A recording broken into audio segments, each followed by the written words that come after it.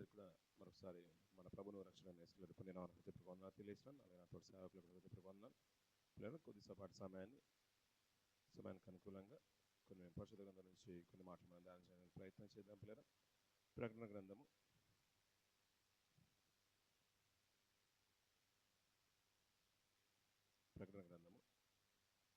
5వ అధ్యాయము మొదటి 2 మాటలు చదువుకొని ముందుకు వెళ్దాం పిల్లలు.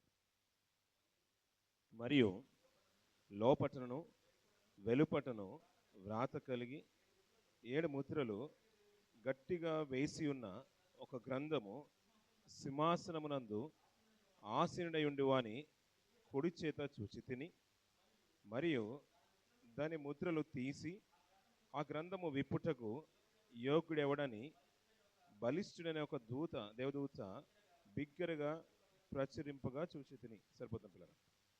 గతించిన కొన్ని నెలలుగా మనం నవంబర్ మాసం నుంచి మనం మాట్లాడిందంటే ముద్రల గురించిన మాటలు జ్ఞాపకంటున్నాం. గత వారంలో మరి అందరూ ఉన్నాం కాబట్టి మీకంటూ అవగాహన ఉంది కాబట్టి మనం ముందుకెళ్దాం పిల్లలు. అలా ముద్రల గురించి మాట్లాడుతున్న తరుణంలో ఇక్కడ ప్రకటన గ్రంథంకి వచ్చేసరికి ఒక గ్రంథం ఉంది. అది బలిష్ఠుడైన యెహోవా చేతిలో, సింహాసనం మీద ఆశీస్సులైన వారి చేతిలో ఉంది. ఆ గ్రంథానికి 7 ముద్రలు గట్టిగా వేసి ఉన్నది. ఆ గ్రంథాన్ని తీయడానికి ఎవరు కూడా యోగ్యులు కనిపించినంత అందరూ వెతికిన, అంటే దేవదూత ప్రకటన వింటుంటే మనకు అర్థమయ్యే మాట ఏంటంటే అది పరలోకమందు కానీ, భూమి మీద కానీ, భూమి కింద కానీ, అంటే ముల్లోకలు ఎక్కడ వెతికినా దాన్ని విప్పడానికి యోగ్యులు కనిపించలేదన్న సందర్భాన్ని మనం జ్ఞాపకం చేసుకున్నాం పిల్లలు. దానికి ఎవరు లేనప్పుడు ఎందుకయ్యా నువ్వు చింతిస్తున్నావు, ఎందుకయ్యా నువ్వు దుఃఖిస్తున్నావు, దాన్ని విప్పడానికి యూదా గోత్రపు సింహము, దావీదు చిగురు ఒకరు ఉన్నారు. సాక్షాత్తు ప్రభువైన యేసు వారి గురించిన మాటలు మనకు తెలుసు కాబట్టి నేను ముందుకు వెళ్తున్నా పిల్లలు. ఆయన ఆ గ్రంథాన్ని విప్పడానికి యోగ్యుడిగా, అర్హుడుగా ఉన్నాడు. ఆయనకు స్తుతులు చెల్లిస్తున్నారు, గొర్రెపిల్లకు జయోస్తం చేస్తున్నారు. అంతేకాదు సింహాసనం మీద ఉన్న ఆయనకు ఆశనైన తండ్రికి వందనాలు చేస్తున్న సందర్భాన్ని మనం చూస్తూ ఉన్నాం పిల్లలు. ఇలాంటి తరుణంలో ఆయన గ్రంథాన్ని విప్పడానికి పూనుకున్నప్పుడు ఆ జరుగుతున్న సందర్భాన్ని గతించిన వారం మనం జ్ఞాపకం చేసుకున్నాం. ఆ గ్రంథాన్ని విప్పుతున్నప్పుడు మొట్టమొదటిగా ఒక గ్రంథాన్ని మొదటి ముద్రను విప్పినప్పుడు ఏం జరుగుతుందో ఆ సందర్భాన్ని మనం జ్ఞాపకం చేసుకుంటూ ముందుకెళ్దాం పిల్లలు. 6వ అధ్యాయం మొదటి నుంచి. ఆ గొర్రెపిల్ల ఆ 7 ముద్రలో మొదటి దాన్ని విప్పినప్పుడు నేను చూడగా ఆ 4 చెవులలో ఒకటి రమ్ము అని ఉరుమంటి స్వరముతో చెప్పుట వింటిని అంట పిల్లలు. ఆ గొర్రెపిల్ల అంటే ఎవరు? యేసుక్రీస్తు వారు. దాంట్లో డౌట్ ఏం లేదు కదా. ప్రభువైన యేసు వారు సాక్షాత్తు ఆ గొర్రెపిల్ల ఆ గ్రంథాన్ని విప్పడానికి జయం పొంది ఉన్నాడు. ఆ గ్రంథాన్ని ఆ రోజుల్లో ఉన్న తరుణంలో ఏంటంటే విప్పడానికి కానీ చూడడానికి కానీ అర్హత లేని తరుణంలో అనేకులు ఈ లోకానికి రావడానికి ప్రయత్నం చేశారు. ప్రవక్తలైనా, సేవకులైనా, అంతే పితరులైనా చాలామంది ఆయన చిత్తాన్ని నెరవేర్చడానికి ప్రయత్నం చేసి సర్వమానవాల్ని నిత్యత్వం నడిపించడానికి, ఆయన ఆజ్ఞల్ని, ఆయన చిత్తాన్ని, ఆయన సంకల్పాన్ని నెరవేర్చడానికి ఈ లోకంలో ఎవరు వచ్చినా కానీ తమ ప్రకారంగా నడుచుకున్నారు. కానీ దేవుని చిత్త ప్రకారంగా అందరినీ తన వైపు మళ్లించే రీతిగా ఎవరు లేని తరుణంలో, అయ్యా ఎవరు తన కొరకు ప్రాణత్యాగం చేయలేరంటే ఎవరు లేరు, నేను వెళ్ళుదును అని యేషయా సందర్భానికి మనం జ్ఞాపకం చేసుకున్నాం. అయ్యా చివరికి తన సాక్షాత్తు తన ప్రియకుమార్ని, తన బాహువుని ఈ లోకానికి పంపించిన తరుణం మనకు బాగా తెలుసు పిల్లరా. క్రిస్మస్ దినాల్లో మనం ఎక్కువగా మాట్లాడుకుంటున్నాం తన కుమారుని ఈ లోకానికి పంపించును అని. ఇలా మాట్లాడుతున్న తరుణంలో ఆ గొర్రెపిల్ల ఈ లోకానికి వచ్చిన తర్వాత తన ప్రాణం పెట్టి తన రక్తాన్ని కార్చి అనేకుల్ని కొన్న సందర్భాన్ని 5వ అధ్యాయంలో మన కింది భాగంలో కూడా మనం చూసాం పిల్లలు. అదే గొర్రెపిల్ల మాట్లాడుతున్నా, అంటే గొర్రెపిల్ల అంటే ప్రభువైన యేసు వారు ఆ 7 ముద్రలో మొదటి దాన్ని విప్పినప్పుడు నేను చూడగా, ఎవరు చూస్తున్నారు? యోహాను గారు చూస్తున్నారు. పద్మాసు దీపంలో పరవాసి ఉన్న ఆయనకి సాక్షాత్తు దేవుడు దర్శన రీతిగా చూపిస్తున్న మాటలు. అలా చూస్తున్న సందర్భంలో నేను చూస్తున్నప్పుడు ఆ గొర్రెపిల్ల విప్పడానికి జయం పొందాడు. మొదటి ముద్రను విప్పినప్పుడు రమ్ము అని ఉరుము వంటి స్వరము చెప్పుట వింటిని. ఎవరు చెప్తున్నారు రమ్ము అని? ఆ 4 చెవులలో ఒకటి. మనం 4 చెవులు 4వ అధ్యాయంలో మనం చూసుకున్నాం. మొదటి చెవి ఎలా ఉందో చూడండి పిల్లరా, అది జ్ఞాపకం ఉంటుంది అనుకోండి కాబట్టి 7వ వచనం. మొదటి చెవి సింహం వంటిది, 2వ చెవి దూడ వంటిది, 3వ చెవి మనుష్య ముఖం వంటిది, 4వ చెవి పక్షిరాజు వంటిది. ఇవి మన మనసులో ఉంచుకుంటే మనం ఇంకా బాగా అర్థం అవుతుంది. ఆ గొర్రె పిల్ల విప్పడానికి జయం పొంది, అంటే సాక్షాత్ ప్రభువైన యేసు వారు ఆ ముద్రను విప్పుతున్నాడు. అలా విప్పుతున్నప్పుడు నేను చూడగా, అంటే యోహాను గారు చూస్తున్నారు, ఒక దూత, అంటే 4 చెవులలో ఒకటి, 4 చెవులలో ఒకటి. మొదటి ఏ చెవి? మొదటి చెవి ఏం చెవి? సింహం వంటిది. అలా రమ్ము అని ఒక ఉరుము వంటి శబ్దంతో చెప్తుందనట. దేవుడు మాట్లాడిన ఆయన పలుకులు ఏంటంటే అంత గతించిన దినాల్లో మనం జ్ఞాపకం చేసుకోం. ఉరుము వంటి స్వరము అంట రూపాంతరం అనే కొండ మీద చూస్తారంట ఆయన ఆరోహణమైనప్పుడు. అక్కడ చెప్తున్న మాట ఏంటంటే ఈయన మాట వినుడి, ఈయన నా ప్రియ కుమారుడు అనే మాట మనకు తెలుసు. ఆ సందర్భాన్ని మాట్లాడుతూ దూత చెవి చెప్పగానే అక్కడ ఒక బిగ్గర ఒక దూత ప్రకటన చేస్తున్నాను, చూడండి పిల్లరా. రమ్ము అని ఉరుమంటి స్వరంతో చెప్పుట వింటిని, మరియు నేను చూడగా ఇదిగో ఒక తెల్లని గుర్రము కనబడెను, దాని మీద ఒకడు విల్లు పట్టుకొని కూర్చుని ఉండెను, అతనికి కిరీటం ఇయ్యబడెను, అతడు జయించుటకు బయలువెళ్ళెను. ఇక్కడ నలుగురు కనబడుతున్న సందర్భాన్ని గతించిన వారిని జ్ఞాపకం చేసుకున్న ప్రభు యేసు గారు కనబడుతున్నారు, యోహాన్ గారు కనబడుతున్నారు, ఒక జీవి కనబడుతుంది, తెల్లని మీద గుర్రం మీద కూర్చున్న ఒక వ్యక్తి కూడా కనబడుతున్నాడు పిల్లలు. ఇక్కడ ఉన్న సందర్భాలను చాలా మట్టుకు ఏంటంటే మనం అనుకునే విధానం ఏంటంటే జయించేవాడు సాక్షాత్ ప్రభు యేసు గారు కదా. మనం అనుకునేది ఏంటంటే జయించేవాడిని. కొన్ని సందర్భాలు ఏంటంటే, ఈ సందర్భాన్ని నేను ఎక్కువగా మాట్లాడడానికి ఇష్టపడలేదు, కానీ ముద్రల గురించి వచ్చింది కాబట్టి ఈ ప్రస్తావన తీసుకొస్తున్నాను పిల్లలు. జయించడానికి వెళ్ళేది సాక్షాత్ ప్రభువే కదా. ఇది ఆయనకు సంబంధించిన మాట అయితే, ముద్ర విప్పేది ఆయన అయితే, తెల్లని గుర్రం మీద ఎక్కువ లేదు, ఆయన కిరీటం ఇవ్వబడింది అంటున్నాడు. ఆయన కిరీటం ఇచ్చేవారు ఎవరు ఉంటారు? ఆయన కిరీటాన్ని ఇవ్వగలగా సామర్థ్యం కలిగిన వాడు. ఆయన జీవ కిరీటాన్ని మనకిస్తానన్నాడు. ఎందుకంటే అతని దగ్గర కిరీటం ఉంది, ఆ సామర్థ్యం ఉంది. ఆయన సర్వలోకాన్ని సృష్టించిన సర్వ సృష్టికి కారణభూతుడు, ఆది సంభూతుడు, ఆది అంతము ఆయనై ఉన్నాడు. సృష్టికర్త అనే మాటలు వింటాం. అది జగదుత్పత్తి మొదలుకొని అంతం వరకు ఆది అంతము నాదన్మ కలిగి ఉన్నది ఏది కూడా ఆయన లేకుండా కలగలేదు. అంటే సర్వము ఆయనమయమై ఉంది. ఆయనే ఉన్నప్పుడు ఇంకా ఆయనకి ఇచ్చేది ఎవరు ఉంటారు? అక్కడ ఒక మంచి మాట ఏంటంటే, అంటే మనం ఆలోచించేది ఏంటంటే, ఒకవేళ ప్రభుకి అనుకుంటే ఈ మనసులు అలాగే ఉంచుకుంటే, ఇక్కడ సందర్భం ఏంటంటే జయించుటకు వెళ్ళాను, అతనికి కిరీటం ఇవ్వబడిందంటే ఒక అధికారం ఇవ్వబడింది. అతను ఎలా ఉన్నాడంట? తెల్లని గుర్రం మీద ఉన్నాడంట. మన గతించిన మనం విన్నాం, ఇది ఒక అంత్యక్రీస్తు ధర్మ విరోధమైన క్రియలు జరుగుతున్నప్పుడు వెలువడే రీతిని, అంటే ఒక అపవాదికి ఇవ్వబడిన ఒక అవకాశంగా ఓవరాల్గా మనం తీసుకుంటేనే, ఒక అపవాదికి కొంత కాలం ఇవ్వబడింది, ఒక అవకాశం ఇవ్వబడింది. ఎందుకు? వానికి కొంత సమయం ఇచ్చి దేవుడు ఈ లోకంలోకి భూలోకంలోకి పంపించిన సందర్భాలు మనకు బాగా తెలుసు. అంతేందుకు పిల్లరా, యోబు గారి సందర్భాన్ని మనం ఎక్కువగా వింటూ ఉంటాం. తన స్థితిని చూసి నీతిమంతుడైన యోబుని గురించి దేవుడు సాక్ష్యం ఇస్తున్నాడు. ఎవరితో చెప్తున్నాడు? అపవాదితో చెప్తున్నాడు. నీతిమంతుడైన యోబు యథార్థవంతుడు, నీతిమంతుడు, అతని సంగతిని నువ్వు చూసావా? అతడు ఊజు దేశస్థంలో ఉన్నా కానీ భూమి మీద అతని వంటి వాడు ఎవడూ లేడు అంటున్నాడు. మరి నీవు అంటే అన్నీ ఇచ్చేసావు కాబట్టి గొప్పగా బ్రతుకుతున్నాడు, నాకు కొంచెం అవకాశం ఇవ్వు, అతని చుట్టూ అన్ని నేను కూడా తీసేస్తాను, అప్పుడు నీ నామాన్ని దూషించి మరి నువ్వు కాదని ఒప్పుకుంటా అన్నప్పుడు అతని ప్రాణానికి హాని చేయకుండా దేవుడు ఎవరికి అవకాశం ఇచ్చాడు? అపవాదికి అవకాశం ఇచ్చేస్తాడు. అంటే కొంత అధికారం ఇస్తున్నాడు దానికి. అలా అధికారం ఇచ్చినప్పుడు ఇది ఎప్పుడు జరుగుతుంది అనే సందర్భాన్ని మనం గతించిన దినాల నుంచి మాట్లాడుతున్నాం. అది ఎప్పుడు జరుగుతుంది అనే సందర్భాన్ని మనం జ్ఞాపకం చేసుకుంటే పిల్లరా, అది ఆది నుంచి కొంత జరుగుతుంది. ఆదమవ్వల్ని మోసపుచ్చే విషయంలో కూడా అది క్రియలు వాడు చేస్తూనే ఉన్నాడు. తెస్సలోనికీయులకు రాసిన పత్రికలో మనం చూసాం, ధర్మ విరోధమైన క్రియలు అన్నాడు. అంతెందుకు పిల్లరా, కొన్ని మనసులో మనకు చాలా ఉంటే ఫరో సందర్భం మన మనసులో ఉండాలి. అతని హృదయాన్ని కఠినపరిచినా కానీ తన ప్రజలకు వ్యతిరేకమైన క్రియలు చేస్తూనే ఉన్నాడు. అది అవకాశం ఎవరు ఇస్తున్నారు? దేవుడే ఇస్తున్నాడు. అతని హృదయాన్ని దేవుడు కఠినపరుస్తున్నాడంట. ఇలా పాత నిబంధన గ్రంథంలో కొన్ని ఎన్నో సందర్భాలు మనకు బాగా కనబడుతూ ఉంటాయి. అపవాది తన రాజులను ప్రేరేపించినట్టుగా, తన ప్రవక్తల్ని ప్రేరేపించినట్టుగా, అబద్ధమాడు ఆత్మను పంపించినప్పుడు వారు అబద్ధాన్ని పలికినట్టుగా ఎన్నో ప్రవక్తలు మనం చూస్తూ ఉంటాం. దావీదు గారి మనసును ప్రేరేపించింది, సాతాను సౌలు గారి ఆయన్ని ప్రేరేపించింది, దురాత్మ పూనుకున్న సందర్భం. అలా హనన్య అనే ప్రవక్తను ప్రేరేపించింది అబద్ధాన్ని ప్రకటించినప్పుడు. ఇలా చాలా సందర్భాలు మనకు కనబడుతుంది. ఎవరు అవకాశం ఇస్తున్నారు? దేవుడే అవకాశం ఇచ్చాడు దానికి కొంతకాలానికి. సాక్షాత్ ప్రభువైన యేసు గారు భూమి మీద సంచరిస్తున్న కాలంలో అపవాది ఆయన్ని చూడగానే, సర్వోన్నతుడైన దేవుని కుమారుడా, నువ్వు ఎందుకు వచ్చేసావు? నువ్వు ఎవరో నాకు తెలుసు, నన్ను పాతాళంలోకి పంపించమని ఆజ్ఞాపించొద్దు, నాకు కొంతకాలం ఉంది, నన్ను విడిచిపెట్టి వెళ్ళిపో అంటుంది. అపవాది కూడా తనని శోధించిన కాలంలో మనకు బాగా తెలుసు, 40 రాత్రులు 40 పగలు ఉపవాసం చేత అరణ్యంలో ఉన్నప్పుడు అతని దగ్గరికి వచ్చి, ప్రభువైన యేసు దగ్గరికి వచ్చి, నువ్వు రాళ్ళను రొట్టెలుగా చేసుకొని తినేసేయు. అంతెందుకు, ఆయన ఎత్తైన కొండ మీదకి తీసుకెళ్ళింది, దేవాలయ శిఖరణ తీసుకెళ్ళిపోయింది. నాకు నమస్కరిస్తే ఈ లోకలన్నీ కూడా నీకు ఇచ్చేస్తాను అంటుంది. అంటే అతనికి ఎలా ఇవ్వబడింది? దేవుడు అవకాశాన్ని కొంతకాలాన్ని ఇచ్చేస్తాడు. ఇలా వాడు జయించుటకు వెళ్ళనంటే ఇది తర్వాత జరగబోతుందా అని అనుకుంటే, వాడు జయించెను అంటున్నాడు. అంటే జయించుటకు వెళ్ళను అంటే అది జరిగిపోయిన సందర్భాన్ని కూడా సూచిస్తుంది, జరగవలసిన సందర్భాన్ని కూడా చూపిస్తుంది. ఇప్పుడు కూడా చూడండి పిల్లరా, అంతెందుకు, ఈ రోజు ఇజ్రాయెల్ పరిసర ప్రాంతాల్లో ఎయిర్పోర్ట్లో బ్లాస్ట్ జరిగింది రీసెంట్గా, ఒక 15-20 మినిట్స్ 1 అవర్ అవుతుండొచ్చు. 1500 మంది చనిపోయారు. అంటే ఇది దేవుడే వారికి ప్రేరేపిస్తున్నాడు, అంటే దేవుడు కావాలని అది జరిగిపోవాలనుకున్నాడు. అపవాది ఏంటంటే రాజ్యం ఏలుతున్న సందర్భాన్ని కూడా మనకు బాగా తెలుసు. వాడి క్రియలు ఏంటంటే ఎవరు నశించడం దేవునికి ఇష్టం లేదు పిల్లలు. కానీ అపవాది అంటే తనకున్న సమయాన్ని బట్టి వాడు ఎవరిని మింగుదనని ఇలా అనేకుల్ని ప్రేరేపిస్తూనే ఉన్నాడు. అది మన దేశమైనా పాశ్చాత్య దేశమైనా దేవుడు ఇష్టపడే దేశమైనా ఒకరు చనిపోవడం దేవుడికి ఇష్టం ఉండదు కాదు.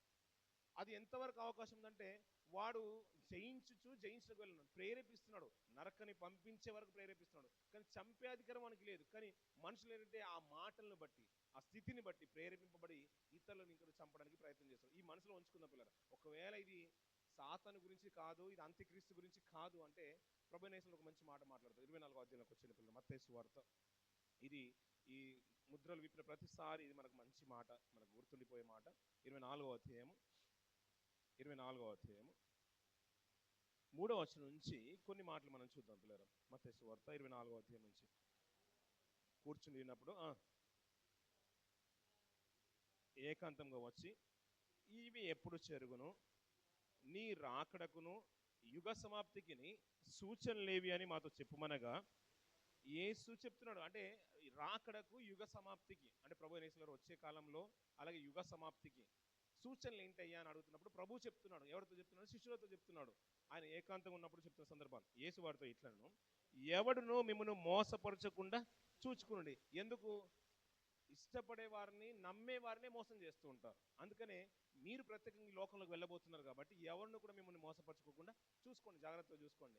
అలా మరి ఎవరిని పడితే మేము అందరిని నమ్మమంటే అందుకు ప్రభు ఇంకొక మాట చెప్తున్నాడు. చూడండి పిల్లలు, అనేకులు నా పేరిట వచ్చి నేనే క్రీస్తుని చెప్పి పలువురిని మోసపరుస్తానంట. అంటే నేను ఏదో మీకు చెప్పేసాను కదా మీరు జాగ్రత్తగా ఉన్నారు అని కాదు.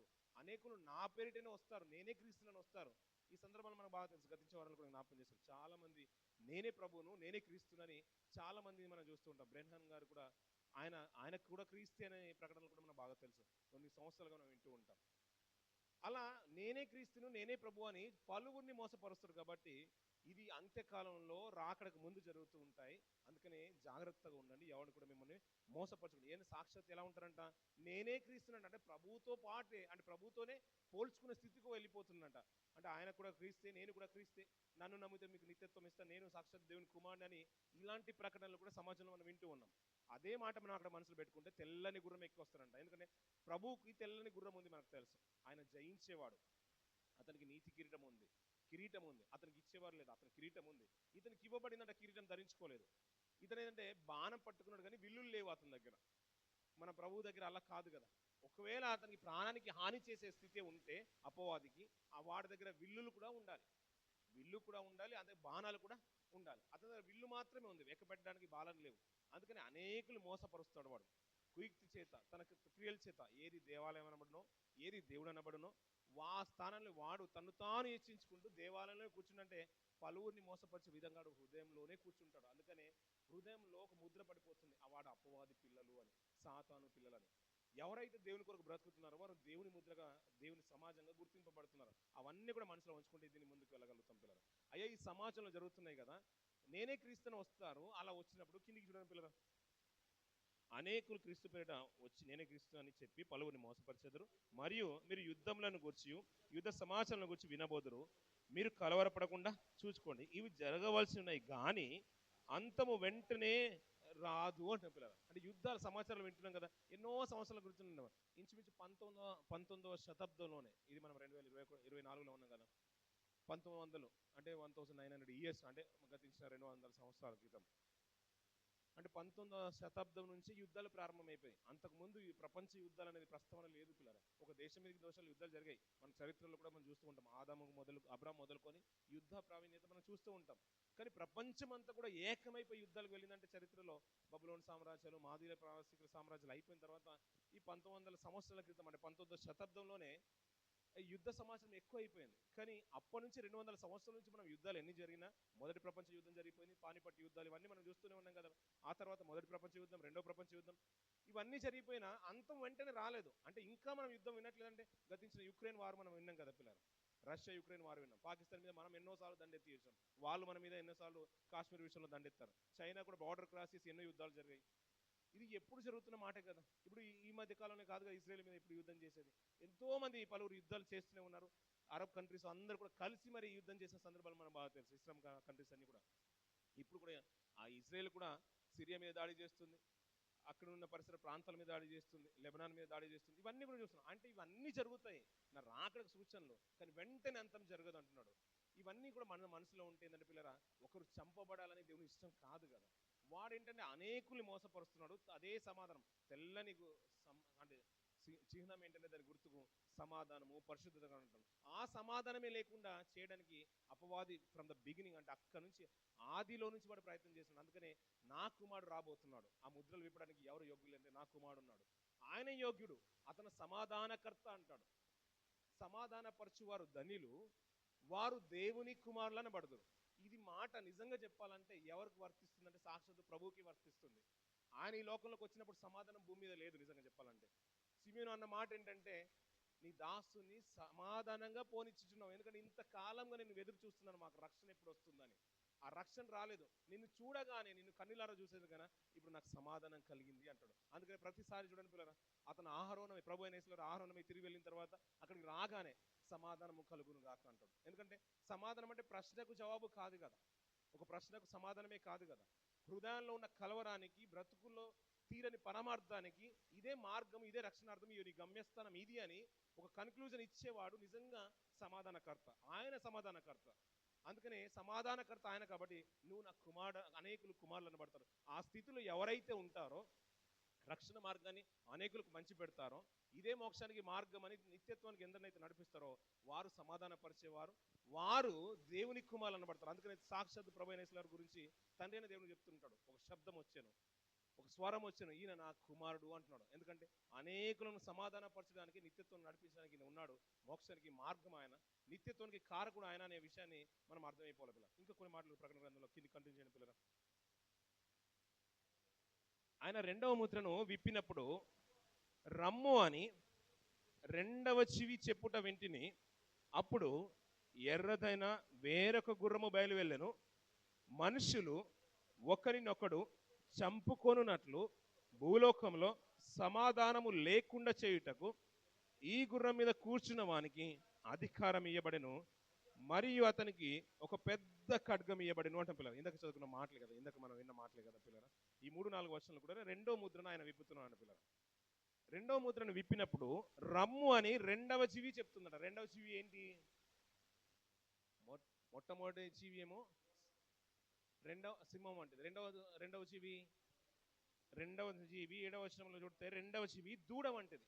ఆ రెండవ జీవి చెప్తుందట రమ్ము అని చెప్తుందంట. రమ్ము అని చెప్పినప్పుడు అక్కడ జరుగుతున్న సందర్భం చూడండి పిల్లరా, అప్పుడు ఎర్రనిదైన వేరొక గుర్రము బయలుదేరనంట పిల్లరా. ఇప్పుడు ఆలోచించండి పిల్లరా, ఈ వాక్య భాగాన్ని మన వెంటనే జయించేవాడు క్రీస్తు కాబట్టి అది మొదటి ముద్ర, అది లేదా తెల్లని గుర్రం మీద ఎక్కినవాడు క్రీస్తు అని చెప్పడానికి అంతగా ఈ 2 వర్షాలు చదువుతుంటే మనకు అంతగా మనకు సపోర్టివ్గా ఉండదు, అంటే వెయిట్ ఉండదు ఆ మాట.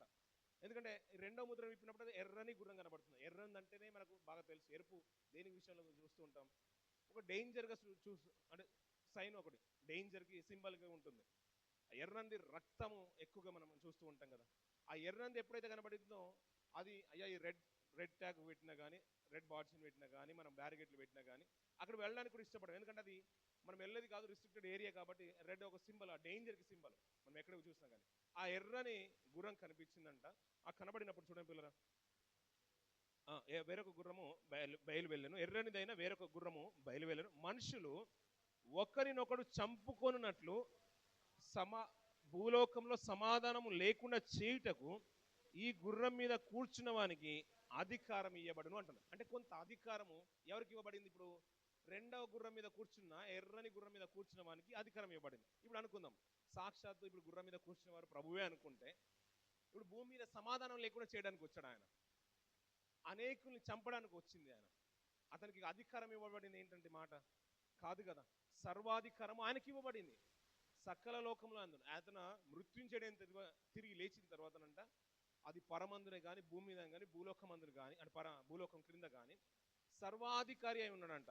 అందుకని ఆయన నామము అంటే అంత ఘనమైన నామము, అందరికంటే హెచ్చింపగలిగిన. అందుకనే ప్రతివాని మోకలు ఆయన నామంలో వంగాలంటాడు. ఎందుకంటే ఆయన శిలువ జయోస్తం చేత మనల్ని ఊరేగించాడు కాబట్టి దాని ద్వారా తిరిగి వచ్చేసాడు. ఎందుకంటే ఒకవేళ శిలువ మరణాన్ని ఆయన జయించకపోతే ఆయన అర్హత సంపాదించేవాడు కాదు, మనం ఇప్పుడు క్రైస్తవులుగా మార్చబడేవాడు కాదు. ఈ త్యాగాన్ని, గొప్ప త్యాగాన్ని చేశాడు కాబట్టి గొర్రెపిల్ల పూజకు అర్హుడు. ఎందుకంటే ముల్లోకల్లో ఆయన వంటి వాడు లేడు ఈ ముద్రలు విప్పడానికి యోగ్యుడు. ఆయన రెండవ ముద్రను విప్పినప్పుడు ఎర్రని గుర్రం కనబడింది, అది రక్తానికి సూచన. ఆ గుర్రం మీద కూర్చున్న వాడు బయలు వెళ్ళిపోయాడంట. అంటే రెండో మీద గుర్రం మీద కూర్చొని బయలు వెళ్ళాడు. ఎందుకు వెళ్ళాడంటే భూమి మీద మనుషులు ఒకరి మీద ఒకడు పడినట్లంట. ఇప్పుడు ఇజ్రాయేల్ ఒకరి మీద పడిపోయింది. అక్కడ ఆతంకులే ఉన్నారు, ఆ విరోధ చర్యలు చేసేవారే ఉన్నారు, ఉగ్రవాదులే ఉన్నారు. ఇప్పుడు దేవుడు కోరుకునేది అంటే ఇజ్రాయేల్లారా మీరు అనేకులు చంపేయండి అని దేవుడు కోరుకుంటున్నాడు. ఎవరిని ప్రేరేపిస్తున్నారు ఇప్పుడు మనకు అర్థమైపోవాలి. మనం కూడా ఏంటంటే పిల్లలు దైవికంగా ఉన్న కొన్ని సందర్భాలు ఏంటంటే దుష్టుడికి అవకాశం ఇస్తూ ఉంటాం. తొందరపడి మాట అనే విషయంలో కానీ, ఒకరిని గాయపరిచే విషయంలో కానీ మనం తప్పిదాలు అంటే అనాలోచితంగా కొన్ని చేస్తూ ఉంటాం. దానివల్ల తర్వాత పశ్చాత్తాపడుతూ ఉంటాం. అయ్యో అనవసరంగా నేను ఈ పని చేయకుండా ఉండాల్సిందే. ఎవరు ప్రేరేపించారంటే మనం అనాలోచితంగా దేవునికి అవకాశం ఇవ్వండి. మనం ప్రార్థించుకొని ప్రతిసారి ముందు వెళ్ళే స్థితిలో ఆ రోజు ఏంటంటే అకస్మాత్తుగా ఏదో కొన్ని పనులు చేస్తుంటాం. దానివల్ల చాలా లోటు జరుగుతుంది. అలా చాలా మందిని వాడు ప్రేరేపిస్తూనే ఉన్నాడు. దేశం మీదకి దేశము, ఒకరి మీద ఒకడు పడి చంపే రీతిగా, అంటే ఉగ్రవాదము, ఆ రక్తపాతం చిందించే రీతిగా జనుల్ని ప్రేరేపిస్తున్నాడు. ఇప్పుడు ప్రపంచంలో చూడండి పిల్లలు, అది ఏ రోజు జరుగుతుందంటే ఇది జరిగిపోవాల్సింది, జరగాల్సిందని అనుకుంటే పాత నిబంధన గ్రంథం నుంచి మనం చూస్తూ ఉండండి ఇలాంటి సందర్భాలు జరిగాయా లేదా అని. ఇందాక 24వ అధ్యాయం చూసాం కదా పిల్లలు, మత్తయి సువార్త 24వ. ఇది ఇలా ఉంచుకుని మళ్ళీ వచ్చేద్దాం పిల్లలు. అదే మాట కంటిన్యూ చేస్తూ ఉంటే పిల్లలు అక్కడ ఒక మంచి మాట కూడా ప్రభువైన యేసు శిష్యులకు తెలియజేస్తున్న సందర్భాన్ని మనం జ్ఞాపకం చేసుకోవచ్చు. 24వ అధ్యాయము 7వ వచనం చూడండి పిల్లలు.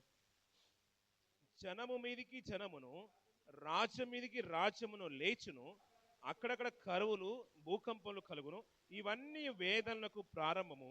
అప్పుడు జనులు మిమ్మల్ని శ్రమపాలు చేసి చంపెదరు అంటాం పిల్లలు. జనులు శ్రమపాలు చేసి చంపేదారు, రక్తపాతాన్ని సృష్టిస్తారు, ఒకడి మీద ఒకటి పడిపోతారు. ఇప్పుడు మానవత్వం అనే స్థితి కనిపించదు మనకు.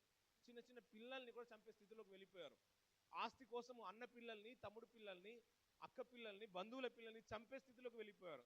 మానవత్వము, దయ, కరుణ అనే జాలి స్థితిలో లేదు. వీనికి ఏంటంటే కొంత కాలం ఉంది కదా, వాడు కొన్ని స్టెప్పులు తీసుకుంటున్నాడు. ఒక కాలం లేదంటే పిల్లల మనుషుల్ని, రాజ్యాల్ని ప్రేరేపించేవాడు, అన్య రాజుల్ని ప్రేరేపించేవాడు ఇజ్రాయేల్ మీద దాడి చేయడానికి.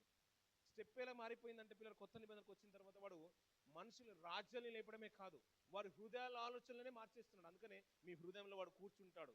మీరు దేవుని ఆలయం అని, ఇది మన హృదయం అని దేవుడు ఎలాగైతే చెప్తున్నాడో అదే ఆలయాన్ని వాడు మా స్థానంగా చేసుకుంటున్నాడు. అందుకని నీకు ఒకవేళ దేవునికి నువ్వు స్థానం ఇవ్వకపోతే, అది క్లీన్ అండ్ నీట్గా ఉంటే, ఈడ్చి అమర్చి ఉంటే చూసి వాడు మరి 7 దయ్యాలను తీసుకుని వచ్చి కూర్చుంటాడు. అప్పుడు వాడికి నువ్వు దాసుడు అయిపోతావు, నువ్వు అపవాది సంబంధి అయిపోతావు. నేను ప్రేరేపిస్తూ ఉంటాడు. సావాసం అంటే ఇష్టం ఉండదు, పరిశుద్ధుల సావాసం అని ఇష్టం ఉండదు, ప్రభు అంటే ఇష్టం ఉండదు, వాక్యం అంటే ఇష్టం ఉండదు. లోకంలో నిన్ను రెచ్చగొడుతూ ఉంటాడు, లోకం వైపు నేను లాక్కిని వెళ్ళిపోతున్నాడు. ఇలా ఉగ్రవాద క్రియలు కానీ, ఒకరిని చంపే ఆలోచన కానీ, అది దేవుడు నీకు పుట్టించే ఆలోచన కాదది. వాడికి ఇది కొంత అవకాశం ఇవ్వబడింది, కొంత అధికారం ఇవ్వబడిన అన్నాడు. జనం మీదకి జనం లేచినాడు. అందుకని దీనివల్ల ఏమైపోతుందంటే ద్వేషము, కలహము, కక్షము ఇవన్నీ వచ్చేసిన తర్వాత సమాధానము లేకుండా అయిపోతుంది లోకంలో. ఈ సమాధాన పరచడానికి సాక్షాత్ ప్రభు వచ్చి వెళ్ళాడు కదా, ఈ సమాధానాన్ని వాడు తొలగించడానికి ఆది నుంచి వాడు ప్రయత్నం చేస్తున్నాడు. ఇది జరగాల్సిందే కాదు, జరిగిపోయిన సందర్భాన్ని కూడా సూచిస్తుంది. ఇప్పుడు కూడా చూడండి, అలాంటి పరిస్థితులు లేవంటారు. ప్రస్తుత కాలంలో కూడా మనం యుద్ధ సమాచారం వింటున్నాం, అనేకులు చంపబడుతున్నారు. ఒక్కరు నశించడమే దేవునికి ఇష్టం లేనప్పుడు, ఒక 10 మంది ఉంటే నేను 2 జంట నగరాలను కాపాడుతానన్న దేవుని మనస్తత్వం ఎక్కడిది పిల్లరా? ఆ స్థానం ఎక్కడిది? ఇప్పుడు ఒక 1000 మంది, ఒక 1500 మంది, 3000 మంది, 5000 మంది ఇలా చంపబడుతున్నారంటే వారి మరణ సంఖ్య దేవునికి ఇష్టంగా వెళ్తుందా? కాదు కదా. 10 మంది ఉంటే నేను 2 పట్టణాలు అంటాను. 10 మంది ఒక 2 లక్షల జనాంగం ఎక్కడ? 1,00,000 మంది జనాంగం ఎక్కడ పిల్లరా? ఆ 2 లక్షల జనాంగాన్ని బట్టి, అంటే అందరినీ చంపడం నాకు ఇష్టం లేదు, అందులో నీతి మీద ఒక కుటుంబాన్ని పక్కన పెట్టాలనుకున్నాను. అందులో ఒకవేళ 10 మందే ఉంటే 2 లక్షలైనా 20 లక్షల మంది అయినా కానీ నేను కాపాడగలుగుతాను అన్నాడు. అంటే 10 లక్షలైనా 2 లక్షలైనా ఒక 5 లక్షల జనాంగమైనా 10 మంది చేత 2 పట్టణాలు కాపాడబడుతున్నాయంటే దేవునికి ఉన్న గొప్ప మనసు ఏంటంటే ఎవరు నాశనం చేయడం అతనికి ఇష్టం లేదు. అంటే ఒక కాలాన్ని ఇచ్చేసాడు. ఆ కాలంలో ఏంటంటే నా కొరకు మారుతారా అని దేవుడు ఎదురు చూస్తున్నాడు పిల్లలు. అందుకని తన ప్రియ కుమార్ని పంపించేశాడు. తన రక్తం ఇచ్చి కొని తన సొత్తుగా, తన ప్రజగా ముద్రించుకున్నాడు. ఇలా ముద్రించుకున్న తన ప్రజల్ని వాడు మార్పులు చేయడానికి ప్రయత్నం చేస్తున్నాడు. ఎర్రని గుర్రం మీద వస్తున్నాడు. ప్రభు ఏ రీతిగా వస్తున్నాడు? వాడు అపవాది. అందుకనే ఆశ్చర్యం కాదు, సాతాను తానే వెలుగుదూత వేషం ధరించుకొని మిమ్మల్ని మోసపరుస్తున్నాడు. తన దూతలు కూడా వాని వేషం ధరించుకునే గొప్ప సంగతి ఏమి కాదని కొరింథీ సంఘానికి పౌలు గారు అంటున్న మాట గతించిన దినాలు మనకు జ్ఞాపకం తీసుకున్న పిల్లలు. ఇక్కడ చూడండి పిల్లలు, ఇప్పుడు ఒకడి మీద ఒకడు పడి చంపే స్థితి ఇప్పుడు సాక్షాత్ ప్రభు అలాంటి స్థానంలోకి వెళ్తాడా? కాదు కదా. మొదటి ముద్రలో ఉన్న మాట అంటే తెల్లని గుర్రం మీద ఉన్నది, ఒక కాలాన్ని దేవుడు ఇస్తున్నాడు. ఆ ముద్ర విప్పినప్పుడు ఏంటంటే జనుల దగ్గరికి వెళ్తున్నాడు వాడు. అంటే తెల్లని గుర్రం మీదనే వెళ్తున్నాడు, నేనే ప్రభు అని చెప్పుకుంటున్నాడు, అనేకుల్ని మోసపరుస్తున్నాడు.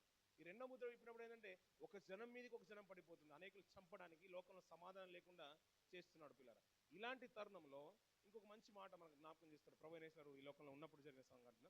యోహాను సువార్తలో ఒక మంచి మాట మాట్లాడతాడు, చూడండి పిల్లరా. యోహాను సువార్త 6వ అధ్యాయము మొదటి నుంచి కొన్ని మాటలు చూడండి పిల్లరా.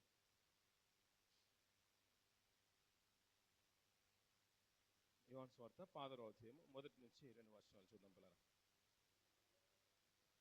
అభ్యంతర పడకుండా వలనని ఈ మాటలు మీతో చెప్పుచున్నాను, వారు మిమ్మను సమాజ మందిరంలో నుండి వెలివేయుదురు, మిమ్మను చంపు ప్రతివాడు తాను దేవునికి సేవ చేయుచున్నాను అనుకొని కాలము వచ్చుచున్నది అన్న పిల్లలు. మీరు అభ్యంతరపరచాలంటే ఇలా పరిస్థితులు రాబోతున్నాయని మీరు అభ్యంతరపడకూడదు. అంటే మీకు అభ్యంతరపరచాలన్న ఉద్దేశం కాదు. రానున్న తరాలు ఎలా మారిపోయిందంటే, మీరు పరిచయం చేస్తున్నప్పుడు కానీ నేను వెళ్ళిపోయిన తర్వాత పరిస్థితులు ఎలా ఉన్నాయంటే, వారు మిమ్మల్ని సమాజ మందిరానికి గీడ్చుకొస్తూ వస్తారు. మీరు పరిచయం చేస్తుంటే అనేకుల మధ్యలోకి లాక్కుండా వస్తారు. నేను ఎందుకు ప్రభు నామాన్ని ప్రకటిస్తున్నావు, రక్షణ మార్గాన్ని నువ్వు ఎందుకు తెలియజేస్తున్నావు, ఈ నామాన్ని నువ్వు ఉచ్చరించద్దు, ఈ నామాన్ని మీరు ప్రకటన చేయకూడదు. అలా చేస్తున్న కాలంలో అంటే కిందికి ఒక మాట అంటాడు, ఏమంటే సమాజ మందిరం నుండి వెలివేయుదురు, మిమ్మును చంపు ప్రతివాడు తాను దేవునికి సేవ చేయుచున్నానని అనుకోని కాలము వచ్చేసిందంట పిల్లలు. ఇలా చంపేసి నేను దేవుని పని చేస్తున్నానని చెప్పే కాలము వచ్చేస్తుందంట. ఇలాంటి సందర్భాలు గతించి కొన్ని సంవత్సరాలుగా మనం వింటున్నాం పిల్లలు, కొన్ని సంవత్సరాలుగా వింటున్నాం. మనం రాజీవ్ గాంధీ గారు చనిపోయారు, మనకు తెలుసు కదా పిల్లలు. ఎలా చనిపోయారు అంటారు? Bomb attack. తను మానవ రీతిగా సూసైడ్ బాంబు. ఆ స్త్రీ, ఆ పాప రేపు అటాక్ చేయబోతుంది కాబట్టి ఈరోజు రాత్రి అంట ఫ్రెండ్స్ అందరికీ పార్టీ ఇచ్చేసిందంట.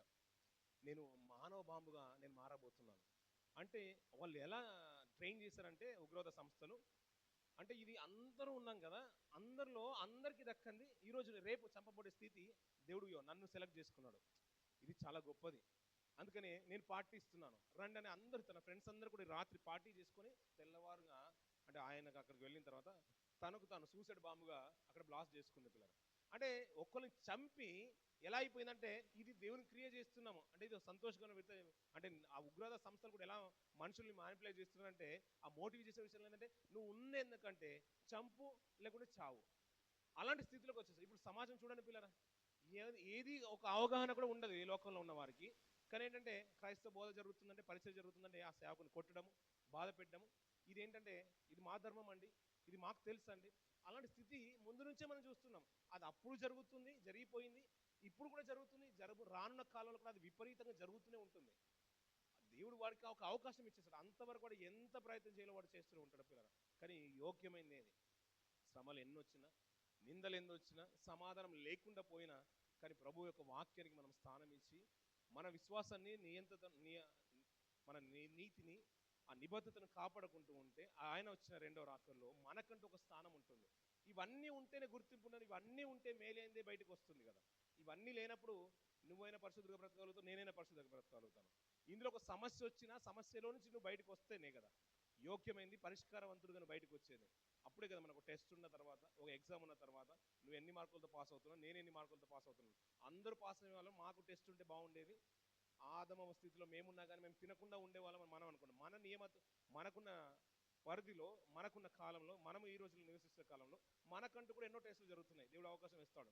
సావాసానికి వెళ్తాడా, ఇంట్లోనే పడుకుంటాడా, ప్రార్థించుకుంటాడా, లేకుంటే మొబైల్తో ఎక్కువ సమయాన్ని గడుపుతాడా, లేదు కుటుంబ సావాసం అంతా కూడా ఒక కుటుంబ ప్రార్థన చేసుకుంటారా, లేకుంటే కుటుంబంతో పాటు ఒక షోకి వెళ్తాడా. అన్నీ మనం చేసుకుంటే పిల్లలు ఇలాంటివి ఎన్నో జరుగుతూ ఉంటాయి మన జీవితంలో. పని ఉంటుంది, ప్రార్థన జీవితం ఉంటుంది. లేదు నేను పనిలో ఎక్కువ కలిసిపోయాను, నేను సావాసానికి వెళ్ళలేదని మనం ఒకటి నిమిస్తాం. అంటే ఎప్పుడు కూడా శరీరము ఆత్మకు ఈ రెండింటికి వ్యతిరేకంగానే ప్రేరేపిస్తూనే ఉంటుంది. ఏది మాట విని నువ్వు ముందుకు వెళ్తావు, కష్టమైనా పర్లేదు నేను పరిచయం ఉండాలనుకుంటే నువ్వు నిజంగా నీ ఆత్మ మాట విని నువ్వు ముందుకు వెళ్తున్నావు. అంతే కదా పిల్లలు. దేవుడు కూడా అదే కావాలనుకున్నాడు. ఎన్ని వచ్చినా, నిందలు వచ్చినా, బాధలు వచ్చినా మీరు అభ్యంతరపడాలని నేను చెప్పట్లేదు. మిమ్మల్ని చంపే మా వారి దేవుని పని చేస్తున్నామని గొప్పగా చెప్పుకునే వాళ్ళు ఉన్నారు, యూదులు సైతం అంతే. క్రైస్తవ మిషనరీలు అక్కడికి వెళ్తూ ఉంటే, మదర్ తెరిసా గారు వాళ్ళ మిషనరీస్ అక్కడికి వెళ్తూ ఉంటే వాళ్ళ మీద ఉమ్మేసిన సమాజాలు కూడా ఉన్నాయి. వాళ్ళు ఏమంటే మాకు యెహోవా దేవుడు తప్ప వేరే వాళ్ళు లేరు, దాని గురించి ప్రచారం చేయడానికి కూడా ఇజ్రాయెల్లో వారు పర్మిషన్ ఇవ్వరు. అందుకని రహస్యంగానే జరిగే కార్యక్రమాలు చాలా ఉన్నాయి అక్కడ. మరి బయట దేశంలో మనం ఇండియా ప్రాంతంలో మనం చూస్తున్నాం కదా, పిల్లలు చేసుకుంటే ఇంట్లో చేసుకోండి, బయటకు వచ్చేది లేదు. ఇప్పుడు కొత్తగా కన్స్ట్రక్షన్ కూడా అవకాశం ఇవ్వట్లేదు చర్చ్ బిల్డింగ్ కూడా. ఎందుకంటే మా దేవుడు ఇది హిందూ దేశం కాబట్టి హిందూగానే ఇది ఎక్కువగా ప్రబలిపోవాలి.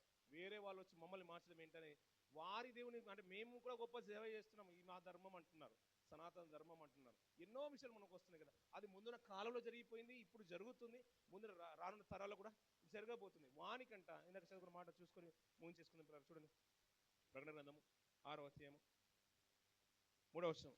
ఆయన రెండవ ముద్రను విప్పినప్పుడు రమ్ము అని రెండవ జీవి చెప్పుట వింటిని. అప్పుడు ఎర్రనిదైన వేరొక గుర్రము బయలువెళ్ళను. మనుషులు ఒకని మీద ఒకడు చంపుకొనున్నట్లు భూలోకంలో సమాధానం లేకుండా చేయుటకును ఈ గుర్రం మీద కూర్చున్న వానికి అధికారం ఇవ్వబడును, మరియు అతనికి ఒక పెద్ద ఖడ్గం ఇవ్వబడిను అంటున్నాడు. ఒక అధికారం, ఒక సింబాలిక్గా చెప్పేది అంటే వాడు ఎంతైనా హింసించగలుగుతాడు, నీ ప్రాణాలను తీసుకువెళ్ళడానికి కూడా అంతవరకు కూడా నిన్ను నడిపించగలుగుతాడు. ఆ కాలంలో ఏంటంటే నీ మనసులో నువ్వు నమ్మకంగా ఉండు. కానీ ఆయన వచ్చేప్పుడు భూమి మీద విశ్వాసాన్ని కనుగొంటాడా అని ఒక క్వశ్చన్ మార్క్ పెట్టేశాడు. ఎందుకంటే ధనాని కొరకు, లోకంలో ఉన్న సిరి సంపదల కొరకు, అంతేకాదు ఆస్తుల కొరకు, లోకంలో మనం అట్రాక్ట్ చేసి చాలా ఉన్నాయి. వేటి వరకు నువ్వు తలబుతావు అనేది వాడు అపవాది అన్ని విధాలుగా ప్రయత్నం చేస్తున్నాడు. చివరికి యుద్ధాలు జరుగుతున్నాయి, రక్తపాతం జరుగుతుంది. వాడు ఏంటంటే గుర్రం మీదనే వస్తున్నాయి. మన ప్రభువుకు ఒకప్పుడు ఏంటంటే తెల్లనిదంటే పరిశుద్ధత, పవిత్రత అనుకున్నాం కదా. అదే ప్రభువుని చూస్తూ వాడు ఏం చేశాడంటే ప్రభువులా కాపీ చేయడం ప్రారంభించాడు. అంత్యక్రీస్తు కాలంలో ఏంటంటే ఇప్పుడు జరుగుతున్న కాలం కూడా అదే కదా. కాలం సమీపంగా ఉంది. ఆయన రాకడ ఎప్పుడు జరుగుతుందో తెలియదు, యుద్ధ సమాచారాలు జరుగుతున్నాయి, ఎప్పుడు జరుగుతుంది. కానీ వాడంటే పలువురిని మోసపరుస్తున్నాడు, నమ్మిన వానే మోసపరుస్తున్నాడు, మిమ్మల్ని కూడా మోసపరచడానికి ప్రయత్నాలు చేస్తూ ఉంటాడు. ఆ పలువురు ఏమంటే అక్కడ క్రీస్తున్నాడు, ఇక్కడ జరుగుతుంది, అక్కడికి రండి, ఇక్కడ రండి అని మిమ్మల్ని మోసపరుస్తారు. ఎందుకంటే మిమ్మల్ని ఎందుకు మోసపరుస్తారంటే మీరు నమ్ముతున్నారు కాబట్టి. మనం దేవుల్లో ఉన్నాం కాబట్టి ఆయన వచ్చిన వరకు మనం అందరూ పూర్తిగా నమ్ముతున్నాం. కానీ ఏది యోగ్యమైందో, ఏ ఆత్మ ఎట్టిన కాలాన్ని సూచిస్తుందో, ఎవరు ఆత్మ సంబంధులో, అవన్నీ కూడా మన మనసులో ఉండి హాన్గారు యోహాను పత్రిక రాస్తూ అంటాడు, ఏ ఆత్మ ఎట్టి కాలంలో సూచిస్తుందో, ఎవరు ఏ ఆత్మ సంబంధులో ఇది పరీక్షించి మేలనేది ఎంచుకోండి అంటాడు. పిల్లలు ఆయన ముద్రలను విప్పుతున్నప్పుడు ఏంటంటే వాడికి ఏంటంటే బట్టబయలు చేస్తున్నాడు, వారి యొక్క స్థితి ఏంటో మనకు తెలియజేస్తున్నాడు. అది రూపకాలంకరణలు, ఉపమానాలంకరణలు తెలుస్తున్నాడు. ఇవి జరిగిపోయిన కాలాన్ని కూడా సూచిస్తున్నాయి పిల్లలు. ఇలాంటి యుద్ధాలు పాత నిబంధన గ్రంథాలు కూడా మనం చూస్తున్నాం. ప్రస్తుత కాలంలో కూడా జరుగుతున్నాయి, రాబోతున్న కాలంలో కూడా జరుగుతూ ఉంటాయి. ఇది జరిగిపోయింది ఇక్కడ అదేని కాదు, ఇక్కడ నుంచి అది జరగబోతుందంటే ఇది జరగబోతున్న కాలాన్ని సూచిస్తుంది. ఆ ముద్రలు విప్పుతున్నప్పుడు ఆ సందర్భాన్ని మనం చూస్తూ ఉంటే మనకు అర్థమయ్యే విషయం ఏంటంటే ఇది జరుగుతున్న కాలాన్ని, జరిగిపోయిన కాలాన్ని, అలాగే జరగబోతున్న కాలాన్ని కూడా సూచిస్తుంది అనే విషయం మనకు అర్థమైపోవాలి పిల్లలు. అపవాది ఏంటంటే దేవునికి తన పిల్లల్ని, తండ్రికి తన పిల్లల్ని దక్కనివ్వకుండా తన ప్రయత్నం వాడు చేస్తూనే ఉన్న పిల్లలు. మన సత్యవాక్యం మనం ఎప్పుడు ఉంది, సావాసాలు ఎప్పుడు ఉన్నాయి, ప్రార్థన జీవితాలు ఎప్పుడు ఉన్నాయి, ఏది యోగ్యమైందో మనం గుర్తిరుగుదాం పిల్లలు.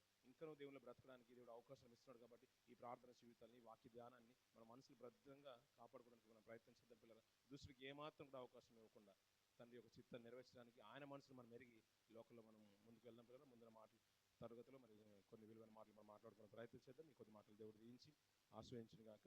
మరొకసారి ప్రభునామం మీ అందరికీ హృదయపూర్వక వందనాలు తెలియజేస్తున్నాను. దయచేసి అందరం లేచినప్పుడు ముగింపు ప్రార్థన, దీవెన ఆశీర్వాద కార్యక్రమం ముగించుకుందాం పిల్లలు. Praise lord everyone. నేను మీ పాస్టర్ డేవిడ్ పత్తాని, ఫుజ్రతుల్ క్రైస్తవ సంఘ కాపరి. ప్రియ సంఘమా, ఒక ప్రేమపూర్వక ఆహ్వానాన్ని మీ ముందుకు తీసుకుని వస్తున్నాను.